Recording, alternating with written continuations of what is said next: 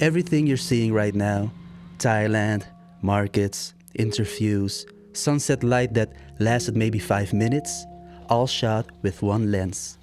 No swaps, no bag full of glass, just one. And that decision made me faster than ever.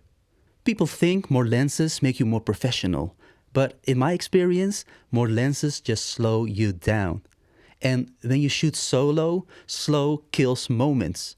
In this video, I'll show you why this $500 lens replaced almost everything in my APS-C kit, why I recommend it to almost every beginner who asks me, and why I'm taking this exact setup to Suriname in South America to shoot a documentary. This, my friends, is the Sigma 1850 f2.8 Contemporary. And yes, it basically does everything. When you start filmmaking, you think you need options, more lenses, more focal lengths, more choices, but what you actually need is fewer decisions, because every decision costs time and every delay costs moments. In Thailand, I was fully solo, no AC, no assistant, no, wait, change lens, just me creating. 18mm for widescreen context, 35 for natural perspective, and 50 for intimacy.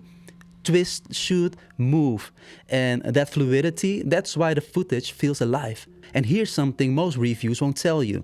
The reason this lens works isn't it character or its confidence. Let me explain. On my Sony FX6, the autofocus with this lens is just reliable. Eye autofocus, tracking, locked. I don't need to think about focus. I think about framing, I think about light, I think about composition, about timing, and when you're alone in a crowded market, that trust is everything. Because if I had to manually pull focus while walking backwards through chaos, I'd miss half the film. Almost all of my YouTube talking heads, my reviews, I use this lens. It's small, it doesn't intimidate people, and that matters because big rigs can change behavior. Small cameras feel human, and when people feel relaxed, and more like they're in a safe space, the image feels better. I've even run this as a B cam next to my Sony FX6 and it holds up. Color matches beautifully and footage just intercuts. I never had anyone complain about it and it just works. Now here's something interesting. I get a lot of messages from APS-C users, FX30 users, A6700 users asking what's the first lens I should buy.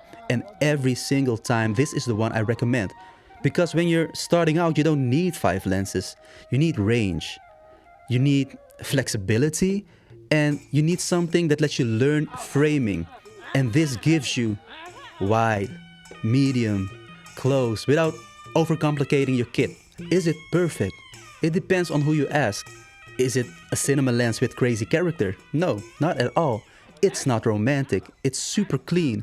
But when I'm working alone, I don't need romantic, I need reliable. If I want to add some texture in post, I can always do that.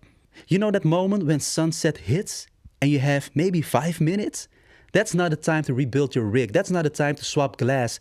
That's the time to shoot. My setup is literally camera, this lens, and an ND filter. That's it. In a few weeks, I'm flying to South America, to Suriname, to shoot a documentary, and I could bring anything. Primes, Cineglass, heavier setups, but I'm not. I'm bringing this. Because when you're in another country, chasing light, moving fast, you don't want to think about gear. You want to think about story, framing, cinematography, and this setup just lets me do it. And it's not even the newest lens. It's not hyped. But in 2026, if you shoot APS-C, this is still the smartest first lens you can buy. And it grows with you. Beginner, professional, travel, documentaries. It just works every single time. And honestly, if you don't need all the cinema features of the Sony FX6, the Sony A6700 gives you exact the same sensor and image in an even smaller body. I'll probably break that down in the next video. If you're building a small, fast solo kit, start here. Not because it's exciting, but because it gets out of your way. Links are below. Now, go shoot. I'm your boy Daniel Scotch, signing out.